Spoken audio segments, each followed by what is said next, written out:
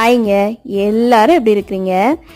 அமெரிக்காவுக்கு பார்சல் வந்த உடனே நான் உங்களுக்கு அந்த வீடியோ ஷேர் பண்ணியிருந்தேன். இந்தியாவிலேருந்து என்னென்னலாம் கொரியர் பண்ணியிருந்தாங்க அப்படின்னு சொல்லிட்டு. ஸ்வீட் ரெகுலராக கமெண்ட் பண்ணுற ஒரு சப்ஸ்கிரைபர் தான் கேட்டிருந்தாங்க.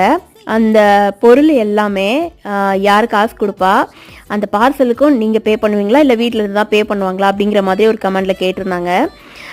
பார்சலுக்கு நாங்கள் தாங்க பே பண்ணிக்குவோம். எவ்வளோ கேஜி வருதோ நாங்கள் போட்டுருவோம். பட் அதில் வர எல்லா திங்ஸுமே அம்மா அப்பா தான் பே பண்ணுவாங்க. ஸோ இது வந்து அவங்க எனக்கு ஆசையாக கொடுக்குறதா தாங்க நினைக்கிறேன். இதுக்கும் நீங்கள் காசு வாங்கிக்கோங்கன்னு நான் கேட்டேன்னா அவங்க கொஞ்சம் கோச்சிப்பாங்க. நான் மட்டும் இல்லைங்க, என் ஹஸ்பண்டுமே அப்படி தான். ஈவன் ஒரு ஷர்ட் கூட அவங்க வீட்டிலேருந்து ரொம்ப கேட்டு வாங்க மாட்டாங்க.